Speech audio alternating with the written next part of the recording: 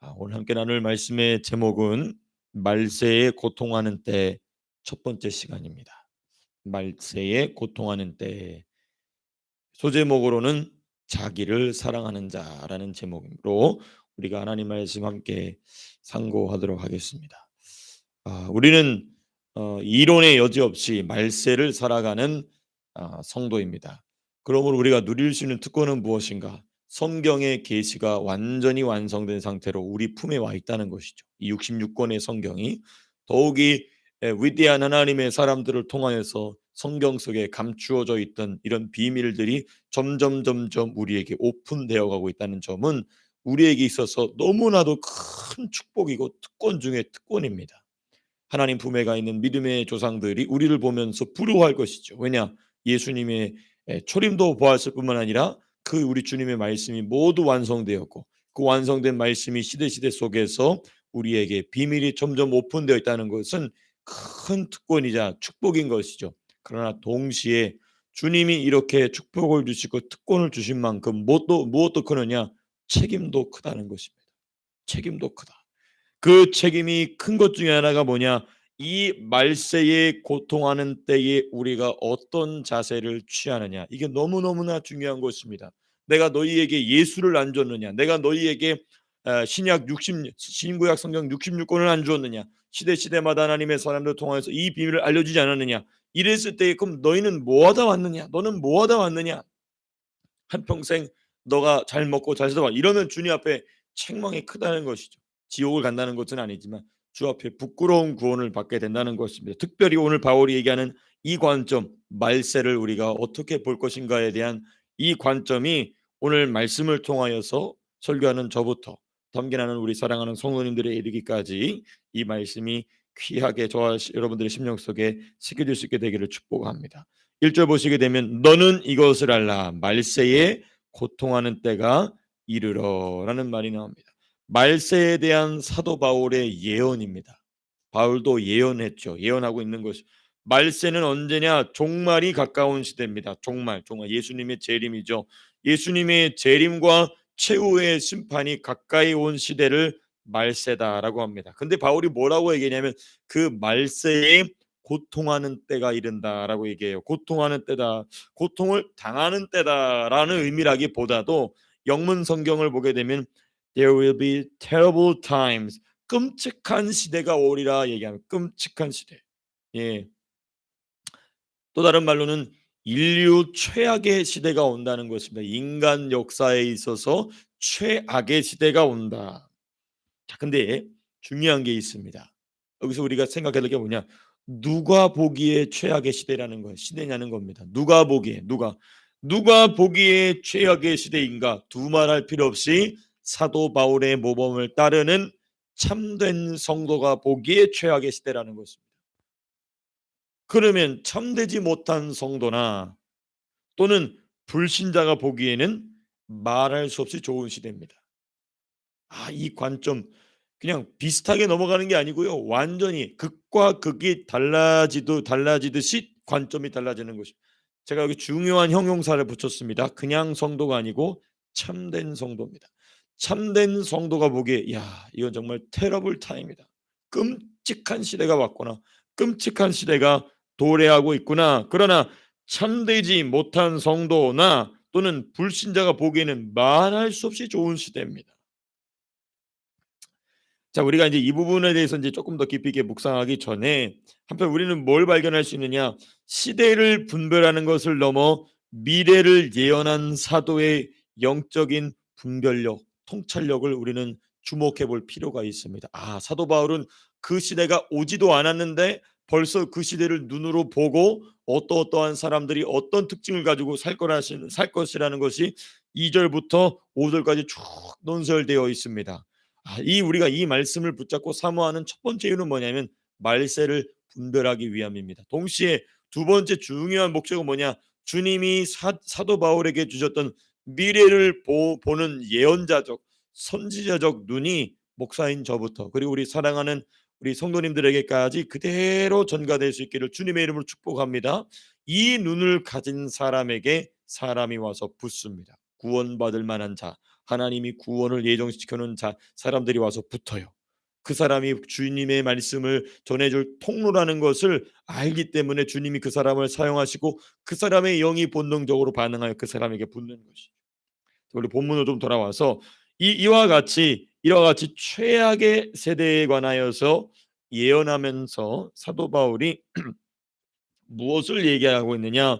최악의 세대, 최악의 시대, 극악한 시대에 대한 사도 바울의 예언이 보다 더 구체적으로 나오게 됩니다. 특별히 이 말세에 대한 관점이 참된 성도가 보기에는 끔찍한 시대가 되고, 참되지 못한 성도 또는 불신자가 보기에는 말할 수 없이 좋은 시대라는 이런 극명한 차이점이 발생하는 원인에 관해서 2절에서 이야기합니다. 2절 말씀 보시면 사람들이 자기를 사랑하며 얘기합니다. 이 자기를 사랑하는 것로부터 돈을 사랑하고 자랑하며 고만하며 비만하고 쭉 나오는 것입니다. 제가 이제 나중에 디모데후서를 또 함께 공부할 날이 오게 되면은 더 자세하게 살펴보도록 하고요. 대표적으로 이 모든 이 무엇입니까? 말세의 끔찍한 때에 인류 최악의 시대를 최악의 시대로 보지 못하게 하는 결정적인 원인이 어디에 있느냐? 2절 시작하면서 나옵니다. 자기를 사랑하기 때문에. 자기를 사랑하는 관점이 성도라는 이름은 가졌으나 그 시대를 최악의 시대로 보지 못하고 너무나 좋은 시대, 편리한 시대로 착각하여서 오판하게 만드는 이유가 뭐냐? 자기를 사랑하기 때문이다. 말세에 대한 관점이 극명하게 갈라지는 이유, 곧 사람이 자기를 사랑함에 있습니다. 불신자는 물론입니다. 불신자는 원래부터 그런 삶을 살아왔거니와 신자조차도 성도조차도 시대에 대한 경계가 없어요. 시대에 대한 경계, 이 시대에 대한 경계. 말세를 고통하는 때로 보는 성도는요, 필연적으로 무엇에 매달리냐면요, 진리에 매달립니다. 그게 이제 우리가 내일 본문에 나옵니다. 말세를 고통하는 때로, 말세가 끔찍한 시대구나, 야 이거 인류 최악의 시대가 점점 우리 눈앞에 도래하고 있구나라고 하나님의 말씀을 따라 또 바울의 모범을 따라 살아가는 참된 성도는 뭘 알게 되느냐? 야, 내가 이럴수록 더욱 무엇을 붙잡아야 된다? 진리를 붙잡아야 된다. 하나님 말씀을 내가 몰라서는 안 되겠다라는 진리에 대한 진지하고도 끊임없는 갈망으로서 매달리게 됩니다. 그러나 진리에 대한 갈망이 없거나 진리에 대한 갈망이 빈약하다면 말세를 1절과는, 우리 1절에 고통하는 때라고 돼 있죠. 1절과는 다른 관점으로 대하게 됩니다. 중요한 부분이에요. 진리에 대한 갈망이 그 사람에게 없다. 그럼 그 사람은 거의 반드시 다를 바 없이 말세를 고통한 때로 보지 않는 성도임에 틀림이 없습니다. 왜냐하면 말세에 대한 지식도 있고 그에 대한 어떤 말들을 할 줄 아는 것과는 크게 상관이 없어요. 왜냐하면 듣는 게 많으니까 뭐 점점 시대가 악해져. 오케이. 그럼 시대가 악해진다는 말은 누구나 할 수 있습니다. 심지어 안 믿는 사람들도 시대가 악하다는 말을 할 줄 알아요. 근데 그 사람이 뭘 찾고 있느냐?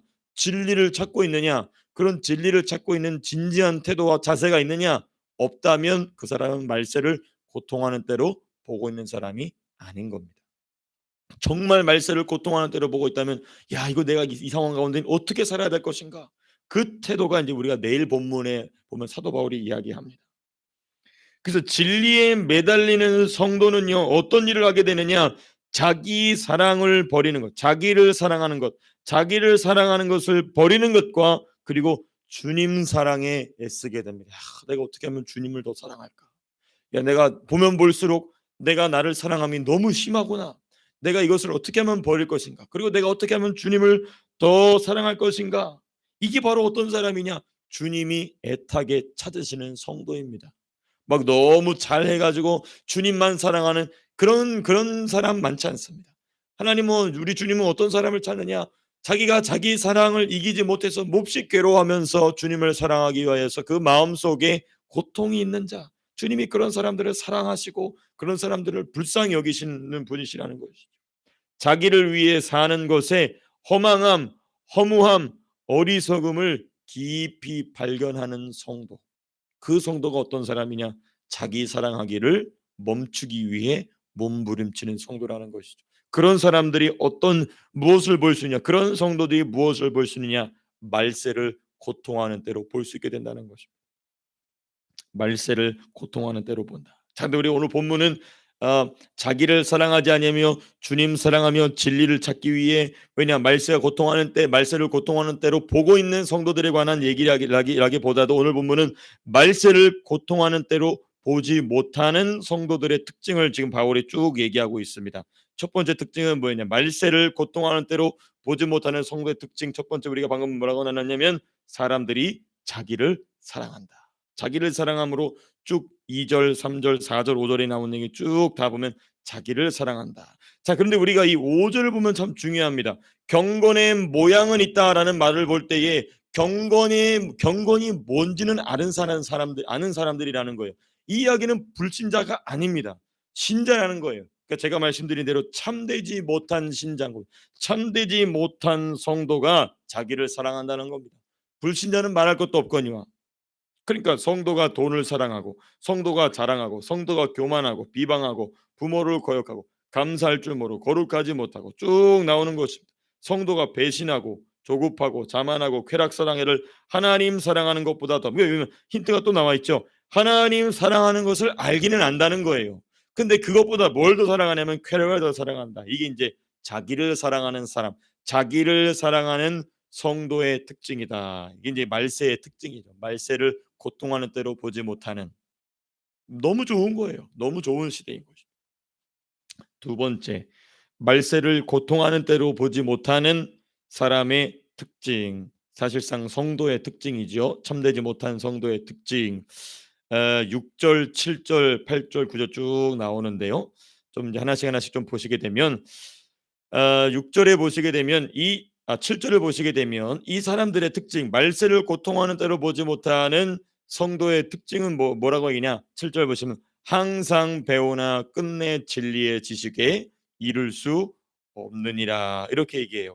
사도 바울은요, 지금 말세를 고통하는 때로 고통하는 때로 보지 못하는 성도에 관하여 구체적으로 좀 얘기합니다. 근데 이 사람들을 비유적으로 얘기해요. 이들은 중죄를 범한 여인과 같은 이들이다. 6절에 그렇게 돼 있어요. 그 여자는 죄를 중히 지고 여러 가지 욕심에 끌린 바 되어라고 되어 있습니다. 이제 제가 나중에 더 이 부분은 더 자세하게 풀어서 말씀드리겠습니다만은 이게 성도란 얘기입니다. 성도란 얘기예요. 성도인데 말세를 고통하는 대로 보지 못하는 성도가 이 여자 같다. 근데 이 여자의 특징이 뭐냐? 죄를 중히 졌다. 중죄를 범했다. 자, 여러분, 우리가 중죄를 범했으면 어떻게 해야 됩니까? 예수님께 나아가 회개해야 됩니다. 예수님께 나아가 회개해야 되는데 이들은 그리스도를 찾을 줄 모르는 그리스도인이라는 겁니다. 이게 참 놀라운 특징이죠.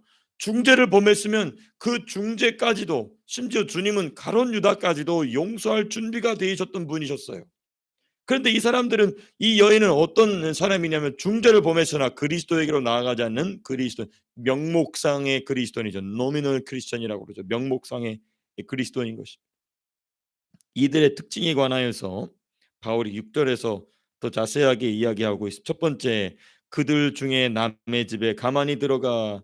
이 여인과 같은 그리스도를 찾을 줄 모르는 그리스도인들의 첫 번째 특징이 뭐냐? 자신의 집에 가만히 들어오는 이들을 막지 못하는 어리석음이 있습니다. 자신의 집에 가만히 들어온다. 이 영어로 보게 되면 또 이 헬라어 원어를 보면 서서히, 천천히, 살금살금, 이렇게 기어온다, 뭐 이런 단어의 표현이 있어요. 이런 동사가 사용되어 있습니다. 서서히, 천천히 자기의 집으로 들어오고 있는 이들을 자기 눈으로 보고 있으면서도 경계하지 않는다는 것입니다. 누가? 이 여인이 누굽니까? 참되지 못한 성도. 이 시대 말세를 고통하는 때로 보지 못하는 성도, 자기 집에 이러한 자들이 자기 눈으로 보고 있음에도 불구하고 경계하지 않고 막고 있지 않다는 것입니다.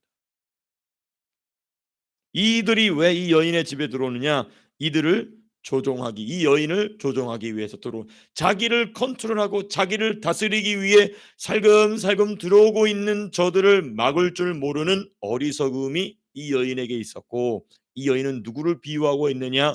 곧 말세를 고통하는 때로 보지 못하는, 참되지 못하는 성도들이 그렇다는 것입니다. 사람을 만나거나 어떤 상황 속에서 악한 영이 자기의 마음속으로, 자기의 생각 속으로 들어오는 것을 전혀 막아낼 줄 모르는 성도라는 것이죠. 그다음 두 번째 특징이 뭐냐? 6절 마지막에 보니까 이렇게 표현하고 있습니다. 여러 가지 욕심에 끌림 받아요. 이렇게 돼 있어요. 여러 가지 욕심에 의해 살아가는 삶. 이게 뭐냐면 그냥 뭐 막 욕심이 막 어떤 우리가 소설이나 동화 속에 나오는 막 욕심쟁이 뭐 그런 말이 아닙니다. 뭐냐면 자기를 위해 하고 싶은 일이 너무 많은 사람이에요. 나 이것도 해야 되고 저것도 사야 되고 여기도 가봐야 되고 저기도 가봐야 되고 이 일도 해야 되고 저 사람도 만나봐야 되고 어디 가서 뭣도 먹어봐야 되고 뭣도 먹어봐야 되고 자기를 위해 하고 싶은 일이 많은 사람이 바로 여러 가지 욕심에 의해 살아간다는 것입니다. 왜 이럴까? 이런 사람의 삶의 특징이 무엇이냐면요. 필연적으로 허무함과 공허함이 가득합니다. 그게 성도인데 예수로 만족을 못하니까 다른 것으로 만족을 해야 되는 거예요. 그러니까 자연스럽게 욕심대로 살아갈 수밖에 없죠. 그다음 이제 우리가 7절에서 읽어본 세 번째 특징 항상 배우나. 왜 항상 배우려고 하겠습니까? 필연적으로 허무함과 공허함으로 가득하기 때문에 그 허무함과 공허함을 채우기 위해 애쓰지만 해결되지 못해요. 외견적으로는 똑같이 배웁니다. 외견적으로는 똑같이 성경을 외웁니다. 외견적으로는 똑같이 성경을 많이 읽습니다. 그런데 이들은 진리의 지식에 이르지 못한다라고 사도 바울이 얘기해요. 첫 번째 이유가 뭐냐? 오늘 본문의 맥락을 따라서 본다면 말세를 고통하는 때로 보지 못하기 때문에 자기를 사랑하는 자이기 때문에 예. 중한 범죄를 범했음에도 불구하고 그리스도를 찾을 줄 모르기 때문에 진리의 지식에 끝내 이룰 수 없게 된다. 항상 배우나. 그러니까 우리가 이 시대를 보면서 많은 예수 믿는 사람들이 있지만 그 많은 예수 믿는 사람들의 삶의 현장 속에서 진리의 능력이 나타나지 못하거나 또는 진리와 연합하는 그러한 삶이 보이지 않는 이유가 뭐냐? 진리 지식에 지금 이르지 못하고 있기 때문에 나타나는 현상인 것입니다. 그러니까 진리 지식에 이른다는 것은 진리를 많이 안다. 그거보다도 그 진리와 함께 동행하고 그 진리와 함께 연합을 하는 삶이 있느냐 없느냐. 그게 이제 중요한 분기점이 되는 것이죠. 근데 그게 왜 안 일어나고 있느냐?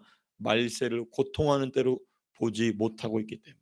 자기를 사랑하기 때문에 중죄를 범했으나 그리스도를 찾을 줄 모르기 때문에 이러한 현상이 나타나고 있다. 심지어 사도 바울은요. 이 사람들을 어떤 사람 같느냐라고 얘기하냐면 얀네와 얀버레라고 얘기합니다. 이 얀네와 얀버레는 뭐냐면 모세를 대적하였던 이 애굽의 제사장들이지 않습니까? 얀네와 얀버레. 예. 그래서 사도 바울이 이제 5절에서 뭐라고 얘기하느냐 참 중요한 얘기를 합니다. 5절 마지막에 보시면 이 같은 자들에게서 내가 돌아서라. 사도 바울은요 디모데가 이런 이들로 시간과 힘을 낭비하지 말라고 명하고 있어요. 이게 참 무서운 말이죠.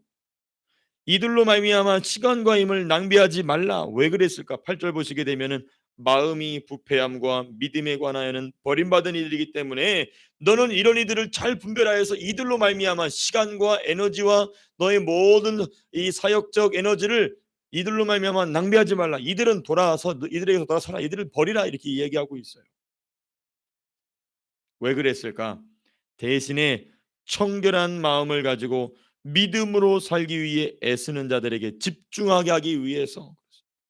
예. 그들이 누구냐면 내일 본문 12절에 나와 있는 말씀입니다. 내일 본문 12절을 잠깐 보시게 되면 무릇 그리스도 예수 안에서 경건하게 살고자 하는 자 이들에게 집중하라는 겁니다. 말세를 고통하는 때로 볼고 있는 경건하게 살고자 애쓰는 자, 경건하게 살고자 애쓰는 자에게 너는 너의 시간과 너의 정성과 노력과 눈물과 기도를 쏟으라는 것입니다. 예. 그러니까 이 얀네와 얀버레라는 이 부분은 우리가 참 다시 한번 좀 짚어본다면 아예 신앙이 없고 무지한 자들이 아니고요. 경건에 대하여 들은 바가 있어서 그 모양은 흉내낼 줄 알지만 끝내 예수님의 대적자로 망한 유대인들과 같습니다. 예. 심지어 우리가 좀 보게 되면은 그들도 그들의 지팡이를 뱀으로 바꿨거든요. 그 악한 귀신의 역사도 그들에게 있는 것입니다. 성도라는 이름은 있으나 자신 속에 귀신의 역사가 일어나고 있는 줄 모르는 것이죠. 그런 자들이 이제 말세에 어떤 자들로 나타나게 되느냐? 거짓 선지자가 나타났을 때에 그 거짓 선지자에 가서 탁 붙는 자들이 됩니다. 전부 다 거기서 가서 붙죠. 마지막 부분입니다. 이 우리가 이제 이 5절 말씀, 이 같은 자들에게서 내가 돌아서라는 이 말씀 중에 이제 마지막 부분, 좀 마무리 부분인데요. 주님이 우리의 인생 가운데 주님을 섬길 수 있는 기회를 주심을 놓치는 길목마다 반드시 자기 사랑이 있다는 것입니다. 이게 우리가 이제 마지막 부분 이제 말씀을 마무리하면서 이 같은 자들, 이 지금 사도 바울이 이 같은 자들에게서 내가 돌아서라라고 얘기할 때 이 같은 자들의 특징이 뭐냐? 주님이 그들의 인생 가운데에 주님을 섬길 기회를 안 주신 게 아니에요. 주님을 섬길 수 있는 기회를 주님이 주시는데 그 길목마다 그 인생의 기회마다 자꾸 딴 선택을 하는 것입니다. 예를 들면 이런 것이죠. 주의를 잘 지키다가 주의를 무슨 이유로 빠져버리는.